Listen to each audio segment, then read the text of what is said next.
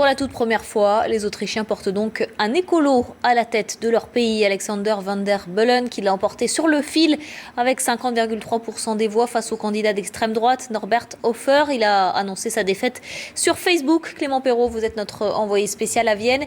Il a fallu attendre la fin du dépouillement des votes par correspondance pour connaître le résultat final. C'était très serré.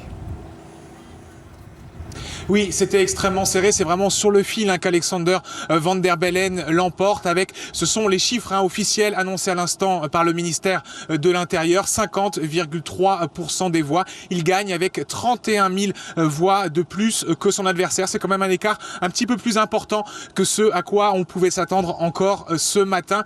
Van der Bellen qui va s'exprimer à 18h. Son adversaire, Norbert Hofer, lui, a déjà reconnu sa défaite sur sa page Facebook. Et il faut savoir que Van der Bellen n'est pas directement le candidat des Verts. Il s'est présenté comme candidat indépendant, mais il a reçu le soutien du parti des Verts autrichiens. C'est la première fois qu'un pays en Europe élit un président de la République issu du mouvement écologiste. Pour autant, ce n'est pas véritablement un vote d'adhésion. Il semble très clair qu'il y a eu un sursaut dans les urnes entre les deux tours. La participation a été en hausse, un sursaut pour faire barrage à l'extrême droite. Clément, est-ce que ce nouveau président va avoir du mal à s'imposer, à gouverner le pays ?